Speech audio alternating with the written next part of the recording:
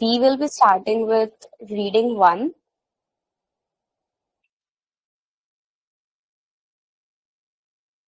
Reading one for the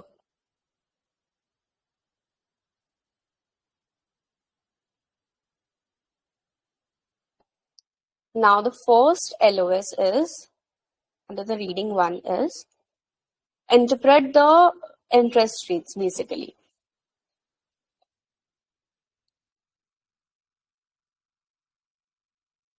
What are the different kinds of interest rates which are out there in the market? What are the different types of definitions for those interest rates? So the first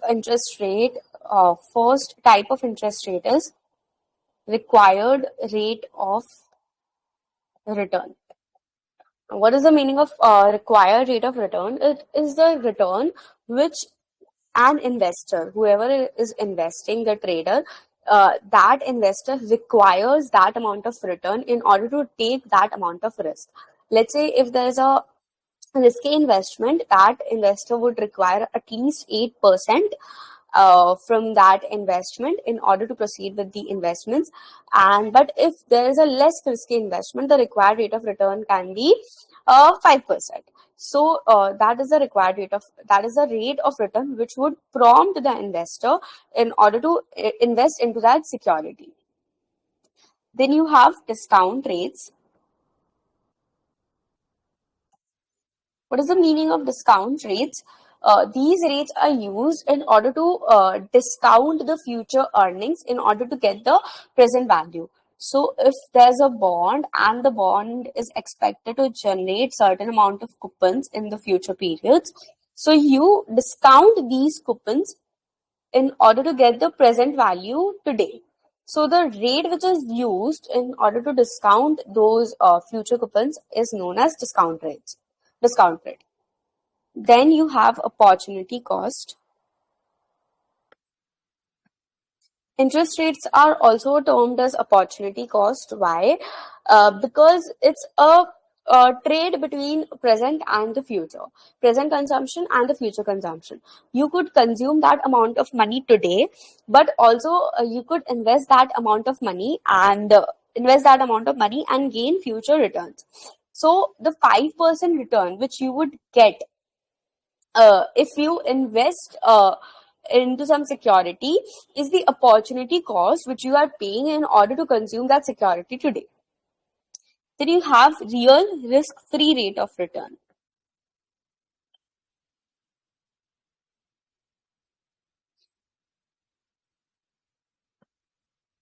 What is real risk-free rate of return? You have the term risk-free here. Risk-free means that there is zero probability of default. The chances that your security or asset will default is zero, and then it is real. Real means it doesn't incorporate inflation.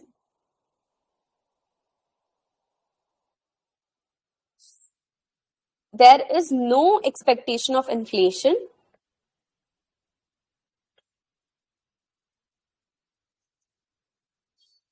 and the probability of default is zero. So the return which you get when there is no expectation of inflation and the probability of default is zero, that is a real risk-free rate of return. Now, if you incorporate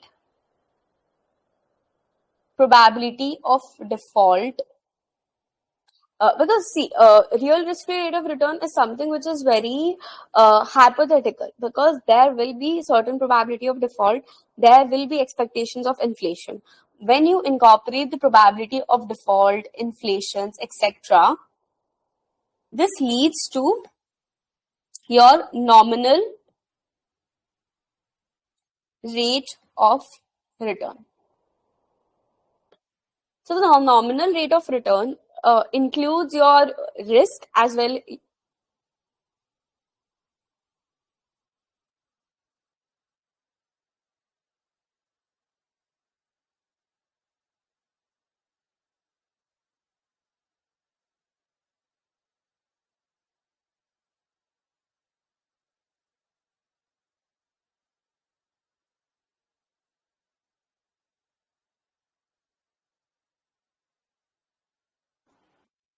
So your nominal rate of return includes your risk as well as the inflation. Now, before nominal rate of return, if I exclude the risk factor from the nominal rate of return, it becomes nominal risk-free rate of return. So what is the relation between nominal risk-free rate of return and your real risk-free rate of return? Your 1 plus nominal risk-free rate of return is equal to 1 plus real risk-free rate of return plus 1 plus expected inflation rate. Because in your nominal risk-free rate of return and real risk-free rate of return, what is the exact difference? The exact difference is your inflation expectation.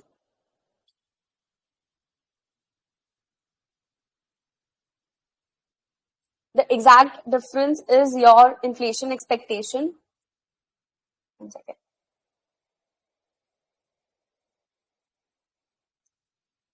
So if you want to extract nominal risk-free rate of return from your real risk-free rate of return, what you can do, you can add the expected inflation rate, or you can also approximate this as nominal risk-free rate of return is equal to, approximately equal to, real risk-free rate of return plus expected inflation rate. This is the relation.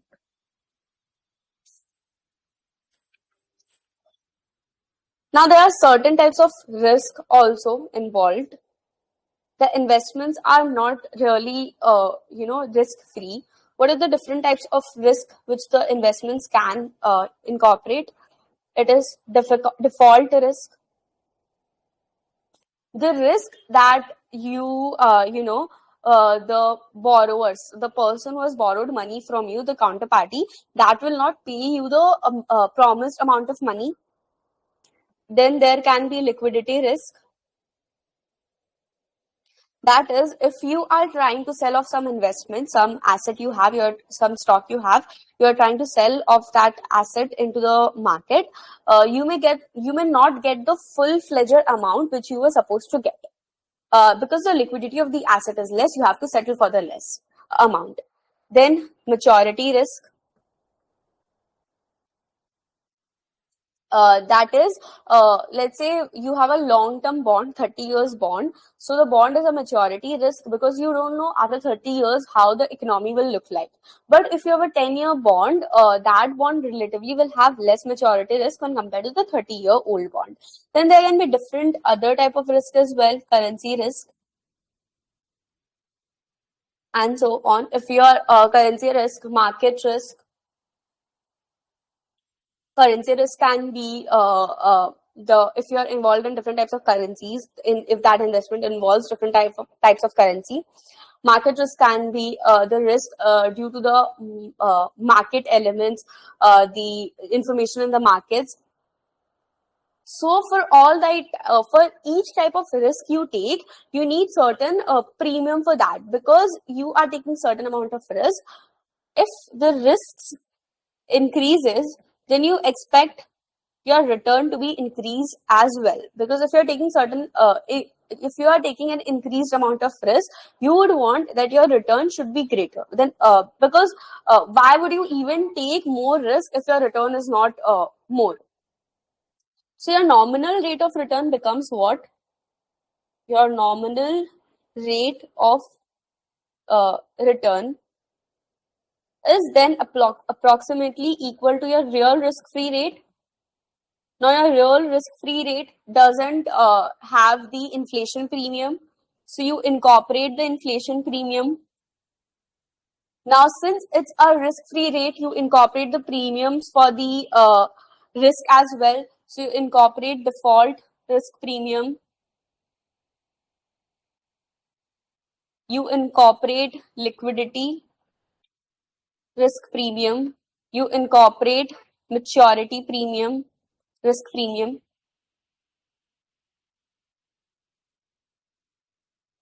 So this is the equation for nominal rate of return. Then comes different types of return measurement. First is holding period return, HPR.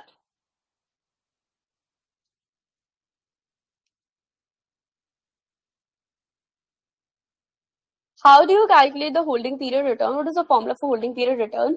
Let's say after a span of certain time, your value of investment from 500, it rises on to 550.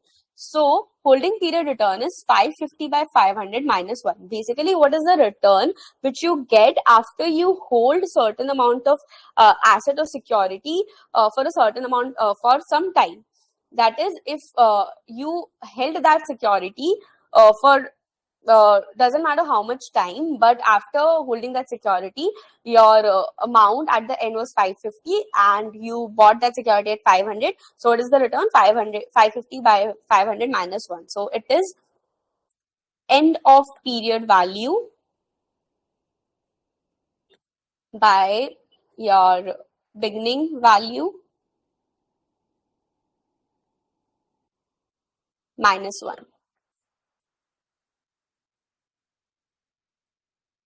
So if you have any security that has paid at time t, the price of the security was pt, and has paid a dividend of t, and at the inception the price of the security was p0, the holding period return is pt plus d by p0 minus 1.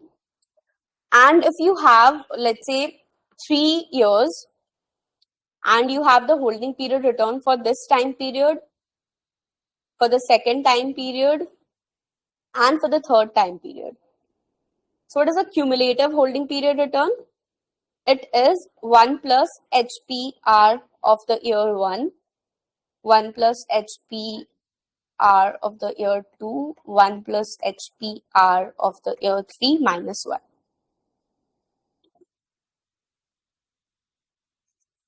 This is your holding period return. After that, you have 3 types of returns. First is arithmetic mean return.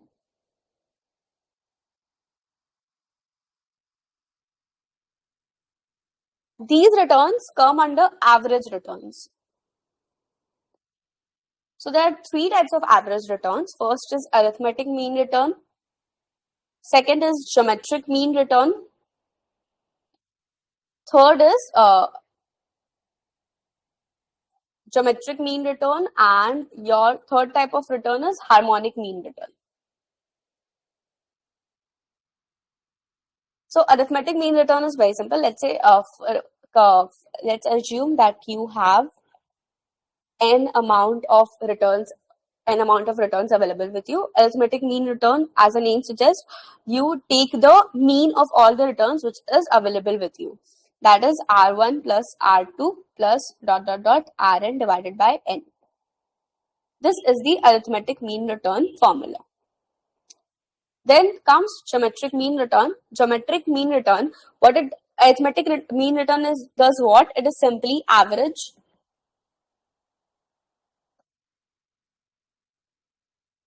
It is average, and it is what? It is an unbiased estimator of the true mean. Whatever is the underlying distribution of these returns, whatever true mean of this return is, arithmetic mean return is the unbiased estimator, because we know sample mean is the unbiased estimator of the population mean. Similarly, this arithmetic mean return will be the unbiased estimator of the true mean. Now comes geometric mean return. Geometric mean return's formula is n root over n 1 plus r1 1 plus r2 ... 1 plus rn minus 1. This is a geometric mean return. What you are doing? You are multiplying all the returns, 1 plus rn, 1 plus r into 1 plus r2 into 1 plus rn, and you are taking root over those returns, that is root over n minus 1. So this is geometric mean return, and your geometric mean return will always be less than arithmetic mean return. Whatever be the case, geometric mean return will always be less than the arithmetic mean return until and unless whatever values you have. If there's a case that R1 is equal to R2 is equal to R3 is equal to dot dot dot equal to Rn, if that is the case, in that case your arithmetic mean return can be equal to geometric mean return. But in all the rest cases, whenever there are different types of values, your geometric mean return will always be less than your arithmetic mean return. Now, what is harmonic mean return and when is it used? Harmonic mean return is used in order to get the average cost of something. If you want to know that you have bought certain amount of shares for this amount, certain amount of shares for this amount, and for this amount, certain amount of shares, what is the average cost of buying the total amount of shares? In that case, you use harmonic mean return. Now, what is the formula for harmonic mean return? It is N, where you have N amount of X size. Let's say you have bought X amount of X share. X is the different type of shares available, and you have bought N amount of shares. So you have N amount of X size, and in the denominator you will have summation I run from 1 to N 1 by Xi. That is for the type 1 share, how much amount of shares you bought. For the type 2 shares, how much amount of shares you bought. 1 by that, 1 by that. That is N by this. So for the harmonic mean return, you calculate what is the average cost of something. So in general, what is the formula? Your arithmetic mean into your harmonic mean is equal to geometric mean return square, or root over arithmetic mean into harmonic mean is equal to geometric mean. Now this is very important. You may be given with arithmetic mean, geometric mean, or harmonic mean, geometric mean, and you may be asked to find the third component. So don't miss out on this formula. And as geometric mean is less than the arithmetic mean, this we discussed. Your harmonic mean is less than the geometric mean, which is less than the arithmetic mean. So that is why maybe we are trying to compute the mid element by the extreme two elements.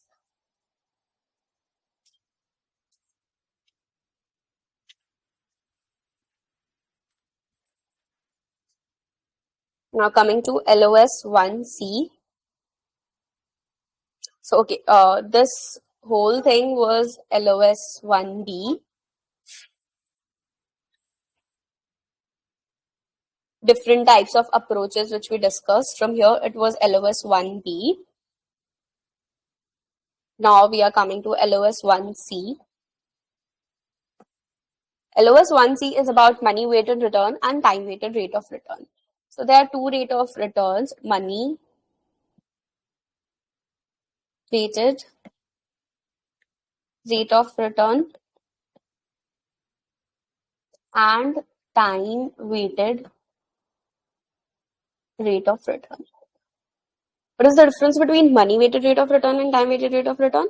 What is money weighted rate of return basically? Money weighted rate of return is no different than the internal rate of return. How is it calculated? What do? You take the inflows and you take the outflows. Let's say you have certain amount of inflows, you have certain amount of outflows in a particular time period of time. The rate of return which makes the net inflow and the net outflow zero, that is the rate of return which makes the NPV zero, that is called the money weighted return. This is also the definition of the internal rate of return. What is internal rate of return? The return which makes your net present value zero. That return is called the internal rate of return, which is similar to money weighted rate of return. So you have, let's say, at time zero, you bought a stock worth rupees $1,000. At the end of year, worth rupees $100, let's say. At the end of year 1, you bought an additional stock for $120. So at time 1, the price of the stock rose to $120, and you received a dividend of $2 for the previous stock which you had, and then at time 2, you sold both the stocks for the price of 130 each. So 130 each you sold. So at 260 you sold both the stocks. So what is your cash flow? Your cash flows look like. So at time 0 you bought the stock. So you had an outflow of 100. At time 1 you bought a stock for 120. So your outflow was 120. And then you received 2 amount of dividend. So it was minus 118. And then at time 2, you received 4 dividend. Why? You had 2 stock at time 2 and $2 was the dividend the company was paying. So you received 2 dividend and you sold both the stocks at 260. So 264 is the amount. Now, what is the rate of return which makes the present value of the inflows equal to present value of the outflows? What is your inflow? Your inflow is 264. 264 divided by 1 plus rate of return by whole square, because it is your inflow is at time 2. So you discount it back to 2 time period. And what are your outflows? 100 at time 0, 118 at time 1. Now, if you solve this in your financial calculator, how can you solve in your financial calculator? In your at time 0, what was my inflow? Cash flow at time 0 was negative 100, positive 100. What did I take? Cash flow at time 0 was negative 100. I bought one stock.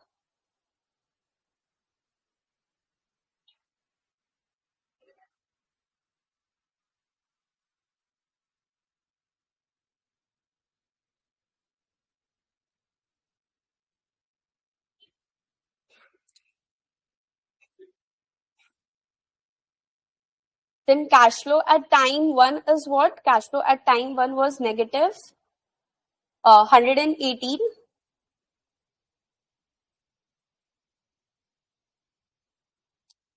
And F01 means what? Frequency. Frequency of how much time your cash flow at time 1 is occurring. So our frequency is 1 here. If let's say you were calculating the bond price if you are using this frequency thing, what you can do that, okay, my 550 coupon payment is occurring for 5 periods of time. So you can type in 5 here. But since our frequency is only 1, so it will remain as 1. Then cash flow 2 is what? Cash flow 2 is an inflow of 264. 264, I'll enter this. I have frequency 0. Make sure everything else is 0. Then you compute what? You want to compute your IRR equal to, it is 13.86. Your IRR is 13.8612.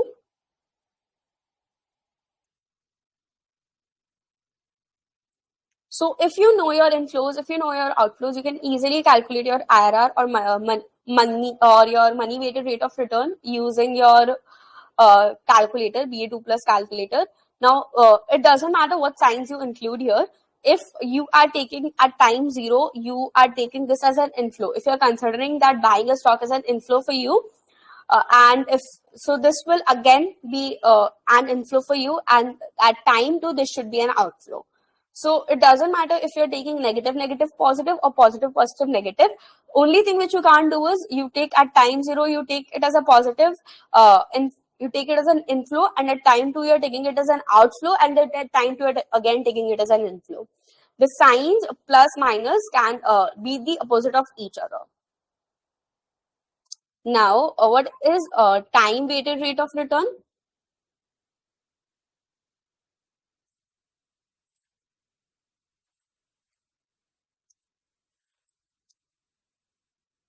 Time weighted rate of return, it measures the compound growth.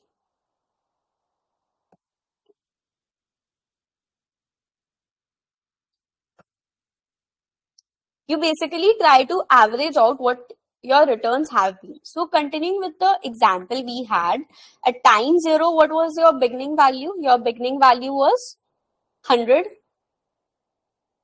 Then your ending value was what at time 0? For your holding period 1, at time 0, your beginning value was 100. Okay. Then you bought shares. Then you, at time 1, what was your ending value? So you have your holding periods. You hold the stock for 2 time period, this and this. So what is the formula for holding period? End value by beginning minus 1. So for the holding period 1, your beginning value was 100. Then at this amount of time, you received two dividends, $2 dividends. So the ending value was 102. Then for the holding period 2, when it started, what was the beginning value? You are holding 2 shares, 240 amount of shares. You are holding 240 amount of shares, and at the end, what you are getting? You are getting 4 amount of dividend, and you are selling the stocks for 260, 264. So the holding period 1 is what? 102 by 100 minus 1. And this is what? 264 by 240 minus 1. So what is your time weighted rate of return?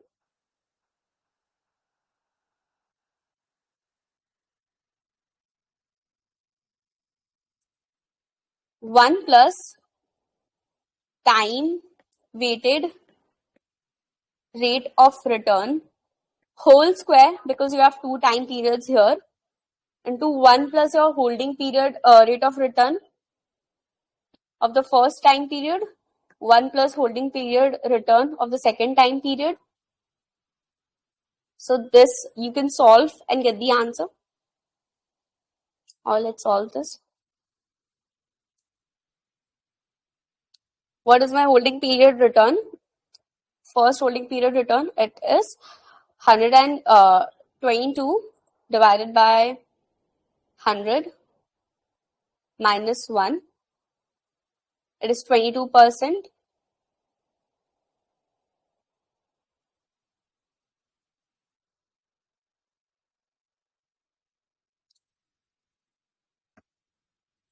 Sorry, the ending value should be 122. Why? Because you received 2 amount of stock in the starting. You received $2 amount of dividend, and the value of the stock at the time, at the end of the holding period return 1 is 120. So 122 minus 1 is 22%, and then you have your holding period 2 as 264 by 240 minus 1. So 264 divided by 240.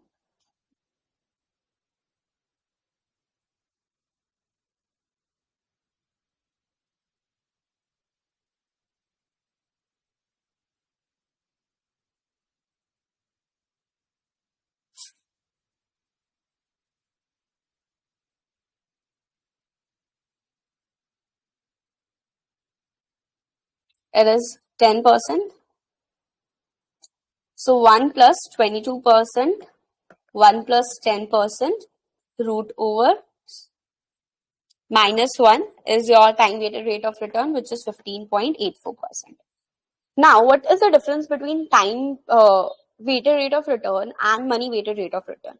Money weighted rate of return, it is dependent on what is the amount of inflow and what is the amount of outflow. Like if the holding period, see here in our case, the time weighted rate of return is 15.84 and the money weighted rate of return was 13.86122. Why? Because if you see, in the year 1, your holding period rate of return was 22%, and in the year 2, your holding period rate of return was 10%. But what were our inflows like? Our inflow, your investment in the holding period rate of return, like you invested more amount in the beginning of year 2 when the holding period rate of return was not that much. It was 10%, but still your inflows were greater. If it would have been a reverse case, then that at the time period, at the starting of the holding period rate of holding period 2, your inflows were greater, but your holding period rate of return was 22. In the holding period rate of return in the second period was 22%, and in the first period it was 10%, and you invested more amount at the starting of the time too. If that was the case, then your money weighted rate of return would have been greater than your time weighted rate of return, because your time weighted because your money weighted rate of return, it emphasizes on when are the inflows and the outflows are done. So if you want to analyze how good a manager is performing, we always look at we always look at time weighted rate of return and not money weighted rate of return. Why? Because the manager doesn't really whoever the fund manager doesn't really have control over the inflows and outflows into your investments. Now coming to LOS 1D,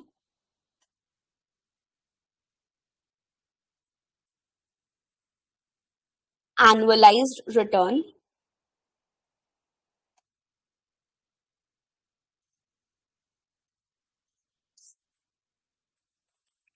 How do you calculate an annualized return? Suppose we have an HPR, which is for 90 days. You calculated an HPR for 90 days.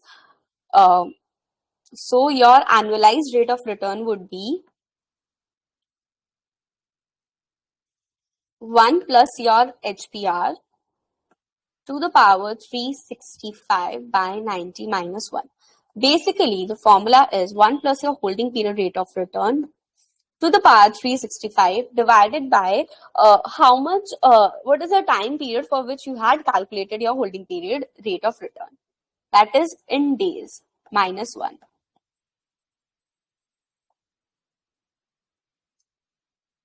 This is the annualized return. So you may be given holding period rate of return, or there may be a question where you are asked to calculate the holding period rate of return, and then you are asked to calculate the annualized return. Then you have continuously compounded rate of return,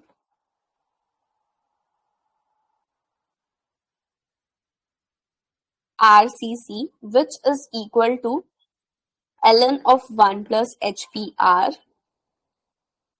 Now, what is HPR? End value by beginning value minus 1.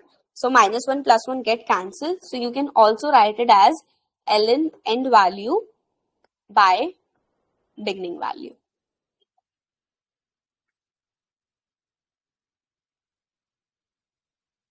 So, you can be given holding period rate of return, and you may be asked to calculate annualized rate of return or continuously compounded rate of return.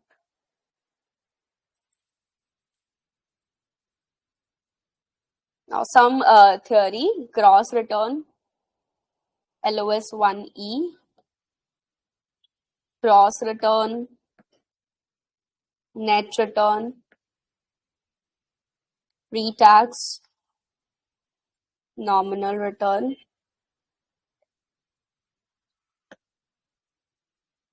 after tax, nominal return, real return. Now, what is gross return? Gross return is you haven't deducted the fees for the management or the administration, whatever the fees was, whatever the expenses, extra expenses was, that hasn't been deducted. That is the return. Now, if you deduct those fees, let's say the manager charged 2% of the whatever return which was generated, the fund manager will be charging 2% of that. When you deduct that fees, that comes to net return. Then comes the pre-tax nominal return. As the name suggests, it is the return before paying the taxes, and after tax nominal return is the return after paying whatever tax liability you had. Then comes the real return, where we had discussed real return is what? It is your nominal return without adjusting for the inflation. That is your inflation. see, notice here, real risk-free rate of return is not written. Here it is only written real return. So real return is your nominal return without adjustment for the inflation. So what is 1 plus real return would look like? You have to remove the inflation part from it. So how you would write it? 1 plus nominal risk-free rate. Let's say you had risk-free rate, nominal risk-free rate. There you would add the risk premium, 1 plus risk premium. Then you have to remove the inflation part from it. Then 1 plus inflation premium.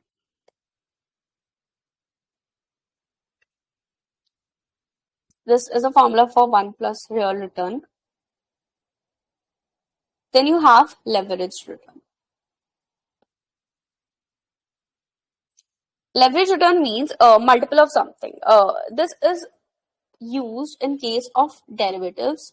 Derivatives have leveraged return. What it happens when you are buying a call or a put or an option, whenever you're trading in an option, you don't really pay the full amount of that stock, but when the stock will generate positive returns, it will be in multiples of the asset you are holding. Let's say you had you invested an amount of V0 without leverage, and you earn a rate of return R.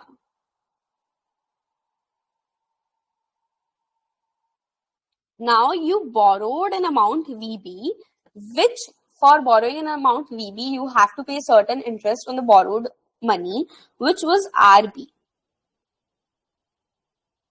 And you earned interest R by investing your proceeds. So your return here would be what? R into V naught. But your returns become what here? R into V naught plus VB, because you're generating R amount, R rate of return on V naught and VB, and you have to subtract RB VB because you have to pay this amount back to the person with whom you have borrowed. So what is your leveraged return?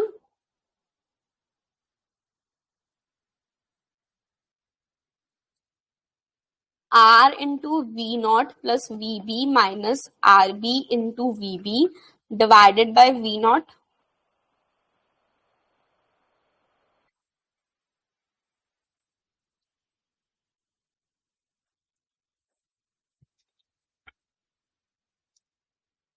So now coming to LOS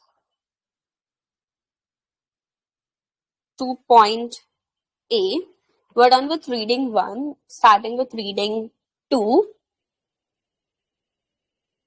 So the reading 2 is about future values and the present values.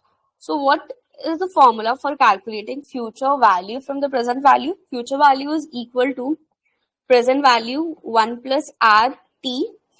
What you are doing, R is a rate of interest, T is a time period. So 1 plus R to the power T into present value, or if you have continuously compounded time periods, present value 1 plus R, present value, if you have continuously compounded interest rate, then it would be what? Present value into e to the power RT. And if you want to calculate present value from future value, it is simple. Present value is equal to future value by 1 plus R to the power T, or future value into e to the power minus RT if your R is continuously compounded rate of interest.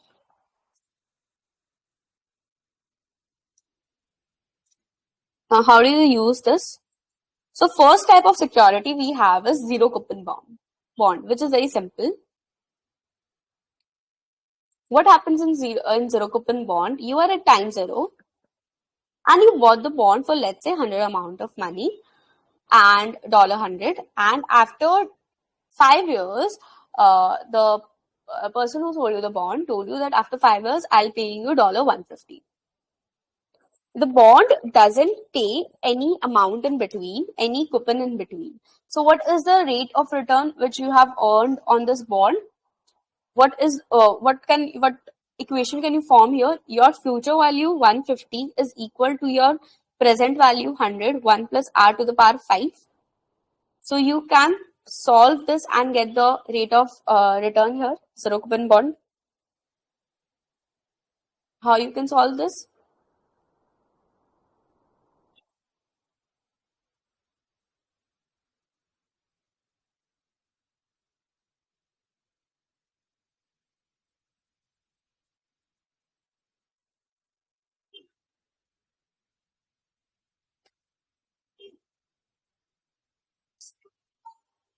It's not working.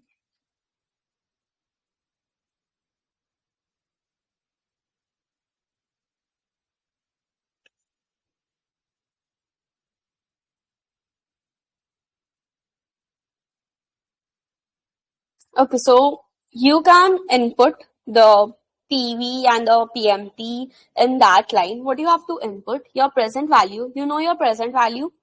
You input your present value as 100. You know your future value. You input your future value as 150. You know your PMTs. PMTs are what? PMTs are your coupon payments. There are zero coupon payments. PMT is 0. You know your N, 5. You have this a bond for 5 years. Then you simply just compute your I by Y and you'll get the required rate of return.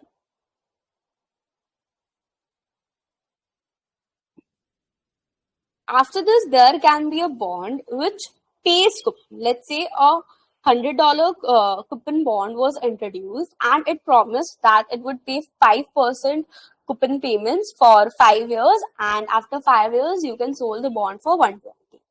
So how the timeline for the payments would look like? Your present value is minus 100. You basically your present cash flow outflow is minus 100. You bought that bond, and at time 1, time 2, time 3, time 4, you are getting 5 amount of coupon, and at time 5 you are selling the bond and plus you are getting 5 coupon payment. So it is 125. So how can you get the interest rate here? It is similar to that. Your present value is 100. You know your present value 100. You know your future value. What is your future value here? Your future value is 120. Now, the crux here is, if you are writing your future value as 120, you would write your PMTs as 5 and the N should be 5.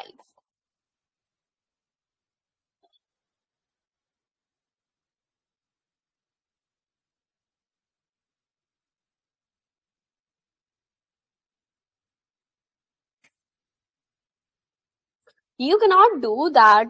You are writing your future value as 120 and then you're including your PMT as 5, and if you're including your N as 5 as well, the calculator would assume that the coupon payments, the 5 coupon payments, are also coming for 5 time period, and your future value also has that 125. You are including 125 as a future value.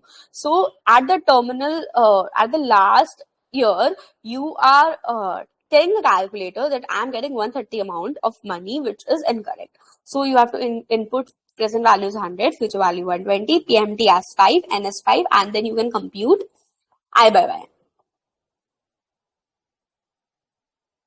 After that, there can be perpetual bonds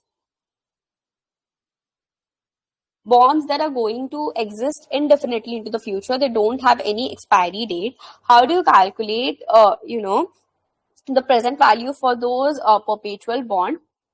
It is your payment by the rate of interest.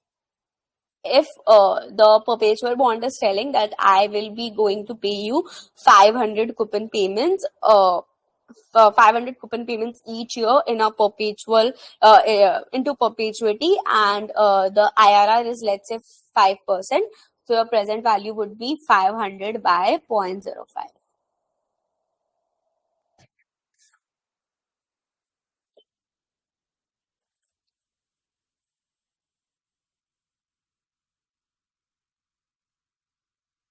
Then you can have amortizing bond loans.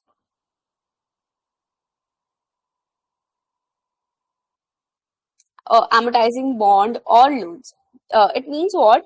You have a bond today and the bond will keep on paying you coupons, but the coupon amounts will keep on decreasing. Or it's similar to the case of a loan. You took a certain amount of loan and you will be, there can be two amounts of loan, two types of loan. One type of loan is that you borrow a certain amount of money today, and over the time span of 10 periods, 10 years, let's say, you will only be paying the interest rate, and at the 10th period, you will be paying off the loan in full altogether at the 10th year. There can be the different type, the other type which can be is, you started with certain amount of money and whatever interest payments, whatever you were paying in that 10 years of time span, that also kept on reducing your principal payment. So this is what I'm talking about. How you can solve this? Let's say you started with $2,000 loan today. So you borrowed money minus $2,000, or you can also take plus $2,000. You can consider that this is an inflow for you. Now, you know your future value should be 100, because at the 10th period, I want my loan to be fully paid off. Whatever payments I'm doing, I want my loan to be fully paid off, and I want this loan to be fully paid off in 13 years. So my N should be 13. And if the annual interest rate is given as 6%, that is I by Y is 6%, what should be my PMT? That is, what amount of payment should I do every year for 13 years, so that at the end of the 13th year, my value of the loan is 0, where my interest rate was 6%. So you can calculate your PMT from here. So you can also use this concept in order to calculate what your regular yearly annual payment should be if you have taken a certain amount of loan at the starting of some time period, and you want at the end of the time period the amount of the loan should be 0.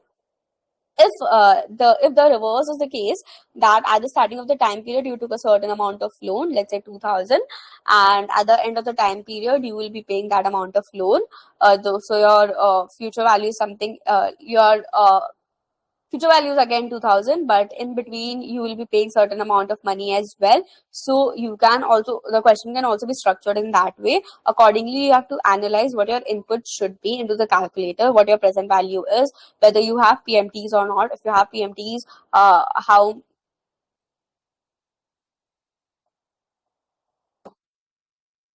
if you have PMTs, how much amount of PMTs are there, what is the number of years the payment was done, and then you can compute whatever value variable is basically you are asked to find.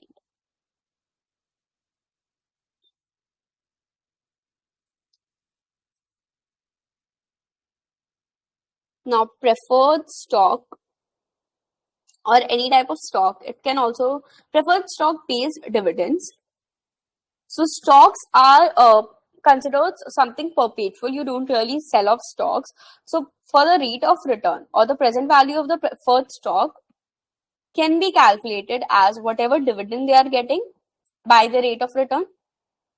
The similar concept we used in order to calculate the present value of a perpetual bond. So similarly, what is the payment you are getting each year or each term time period, and divided by the rate of return. And don't do 1 plus rate of return. If the rate of return is 5%, just take 0.05. Don't write 1 plus 5%, that is 1.05. Then you have common stock. How do you calculate the rate of return for common stock? One very common method which is used is dividend discount model.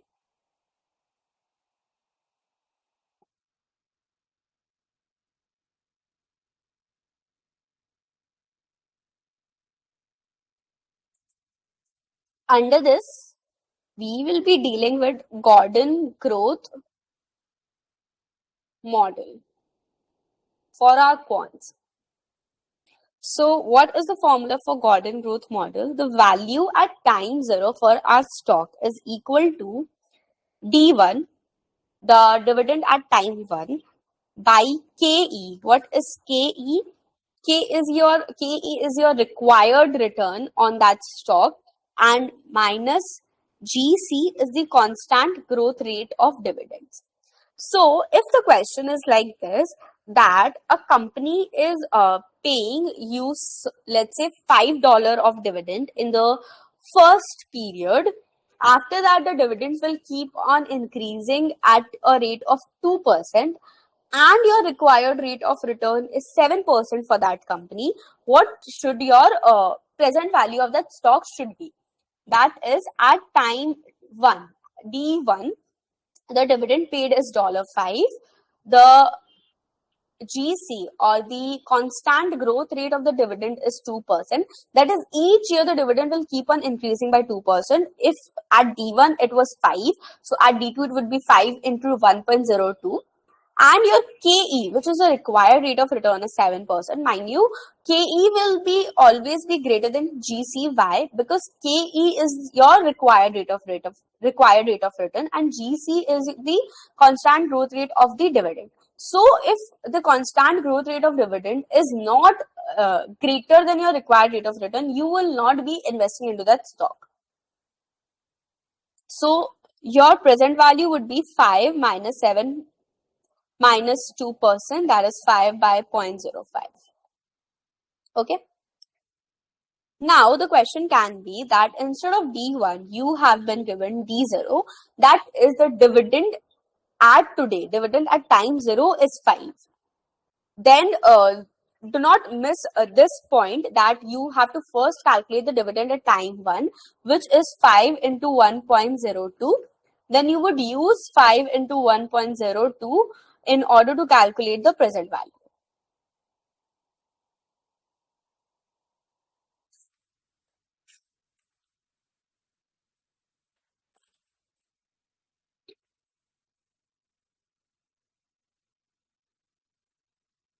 There can be multi-stage of growth.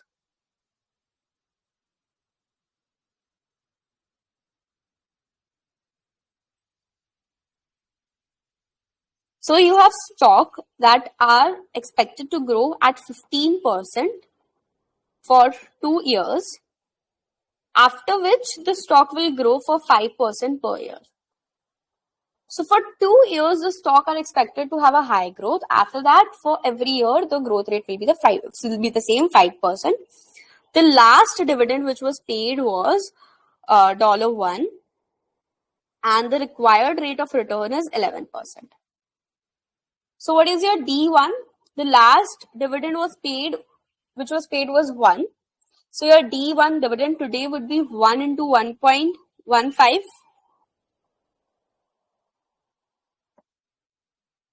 And dividend at time 2 would be $1.15 into 1.15. And after that, D3 would be what?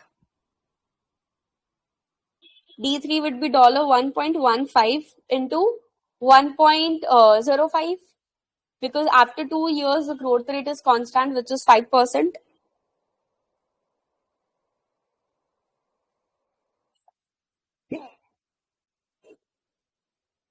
So what is P2? P2 is basically the present value of the stock at time 2. P2 is what?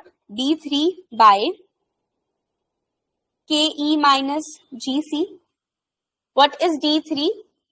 D3 is 1.386. What is your KE?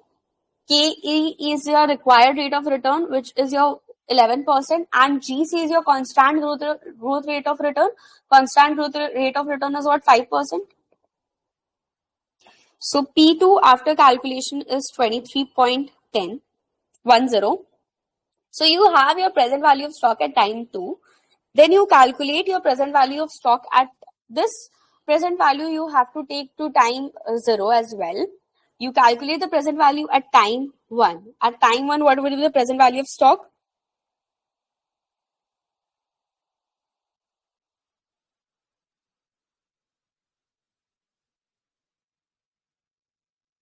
So at time 1,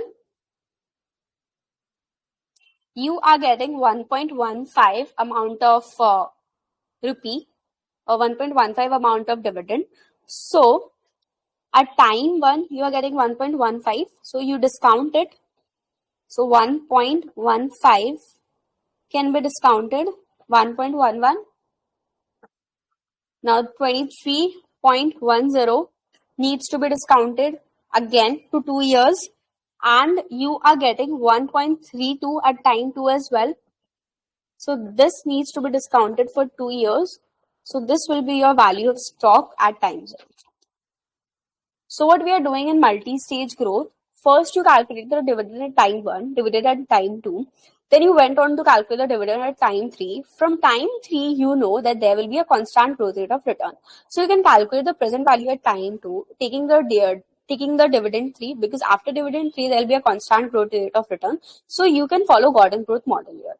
So D3 by KE minus GC, you got your present value at time 2. So you take this present value at time 2 and discount it back to present value at time 0. Plus there are certain dividends which you are getting at time 1 and time 2 as well. So you need to discount them you need to discount these two dividends as well to time 0 in order to get the final present value of the stock at time 0.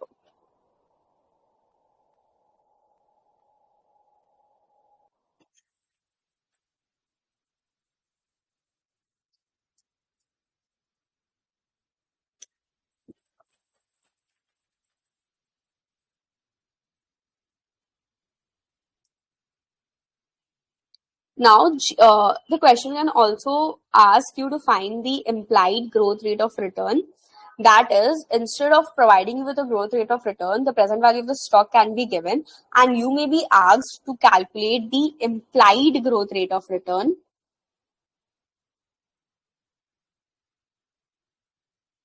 So it's simple. Basically, instead of finding present value, you have to find implied growth rate of return. So if that is, it's in the revision year, you take it to the right hand side, or you take it to the other side, and add, subtract, basically do the calculation, and you get your implied growth rate of return. Then there's a principle called cash flow additivity principle.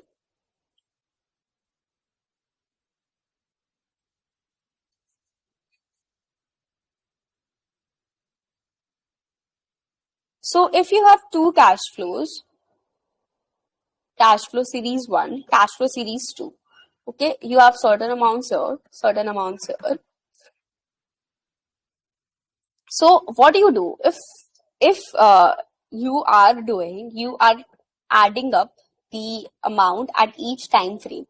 At time 0, whatever was the amount, at time 1, at time 2, at time 3, and at time 4. If you are adding these amounts and then taking the present value, or if you are individually calculating the present value for the series 1 and the series 2, and then if you add both the present values, then the answer would be the same. This is cash flow additivity principle, that if a certain amount of money, if there are two cash flows and one cash flow is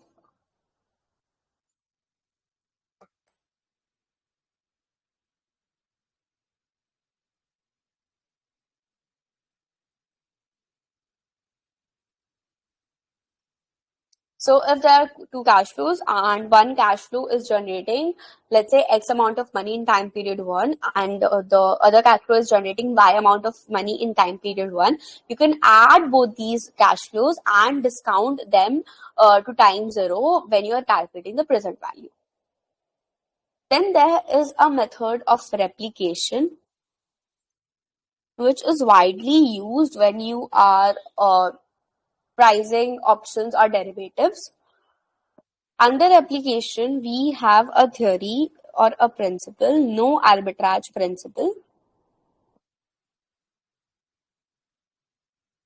or law of one prices.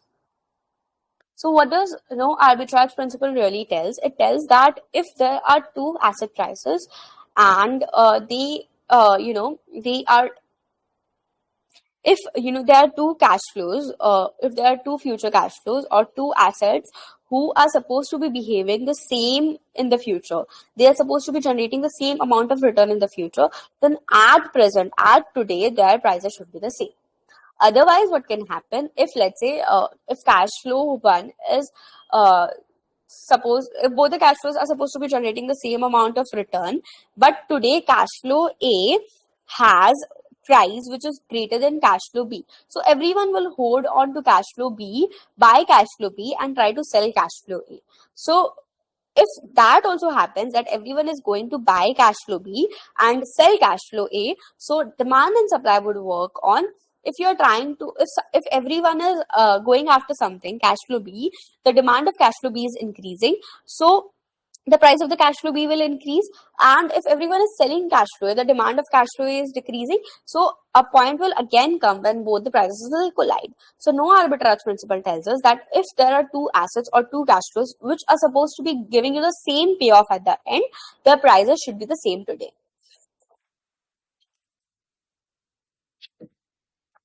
So you can from this principle or replication principle, we can calculate forward rate interest. What is forward rate interest? Let's say you have a 2 year, 1 year forward rate interest.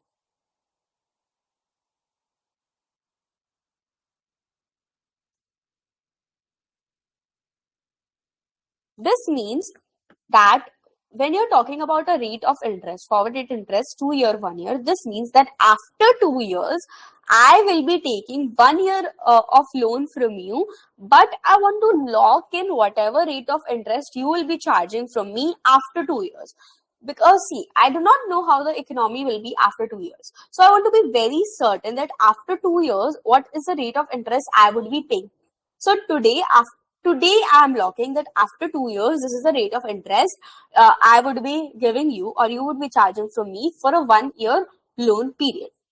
Okay, let's say you have this component. Then you have spot rate. So this is the forward rate which we talked about.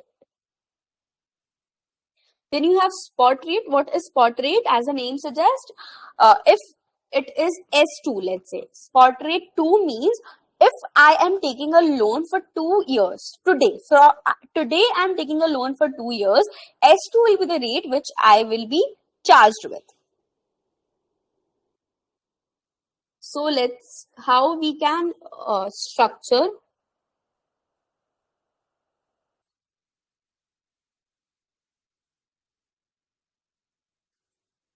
Let's say you have a 3 year time period. S3, if I take a loan today, so for 3 years, I have to pay a spot interest rate of 3 years. And if I take a loan today, for 1 year, I have to pay an interest of S1. If I take a loan after 1 year, I take a loan for 2 time period. Why? I'm taking a loan from time 1 to time 3. It's not 3 time period, it's 2 time period. I'm taking the loan at time 1 till time 3, which is 2 time period. So after 1 year, I am taking a loan for 2 time period. So I can write this as 1 plus S3 whole cube is equal to 1 plus S1 into 1 plus F12 whole square.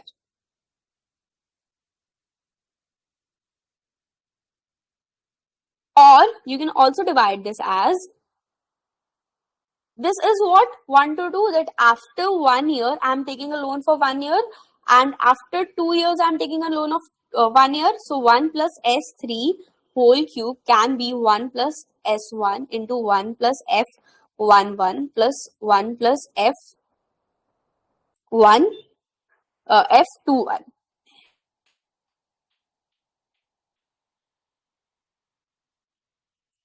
So you may be given spot rates and you may be asked to calculate future rates, or you may be given future forward rates, or you may be given forward rates and you may be asked to calculate spot rates. This is the relation. You can form the timeline, and accordingly, whatever is missing, you can calculate that from there.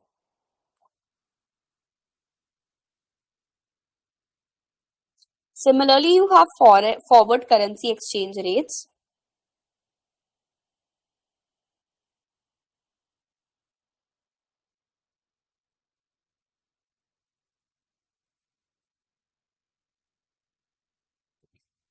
An exchange rate is basically the price of one currency in terms of price of another country's currency.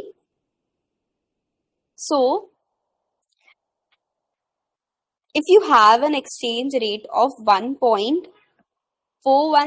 USD per EUR, it means what 1 EUR is equal to 1.416 USD per EUR means what? That for 1 EUR, do you have to spend 1.416 USD? So here, USD, whatever is in my numerator is my price currency. USD is my price currency. And whatever is my denominator is my base currency.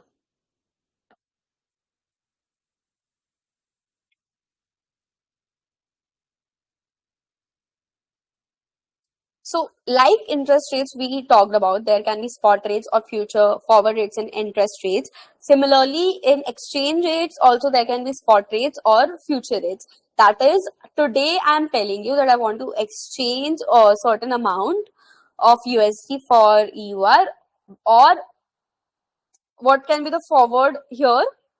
That after 2 years, I would be exchanging certain amount of USD for certain amount of EUR.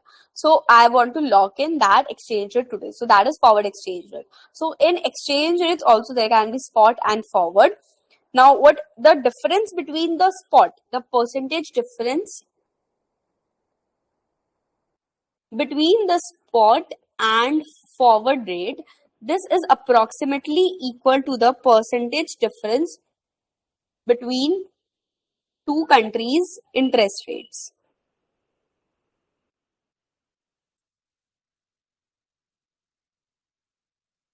So whatever is the percentage difference between the spot rate and the forward rate of that exchange rate, it is approximately equal to whatever is the percentage difference between the country's interest rates. So hence you have the formula that the forward exchange rate is by the spot exchange rate is equal to 1 plus interest rate of your price currency by 1 plus interest rate of your base currency. So our price currency was USD. So 1 plus interest rate in terms of USD by 1 plus interest rate in terms of EUR. I get my forward by spot. So out of the four components, any one component can be missing and you can be asked to calculate whatever relevant variable is missing.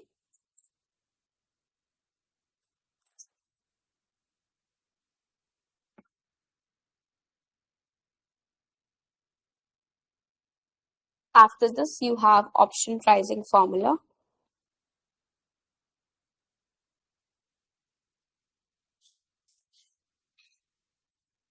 Options are what? Options are that you have the right that after a certain amount of time, I would be buying or selling some asset in the future.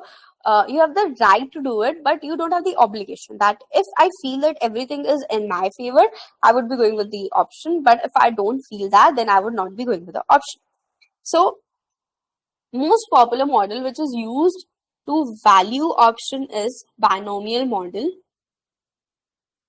Let's say you are buying or selling a call option today. So you have a call option with you. You bought the call option and you have a call option with you, and the price of the stock today is $50. Now this in binomial model, we assume that the stock will either go up or go down. Okay. So the probability, so the stock will either go up or go down. So if the stock goes up, it increases by 20%, which is 50 into 1.20, $60. And if the stock goes down, it decreases by, it decreases like, there's a decrease of around 16%. So 50 into 0.84, which is $42.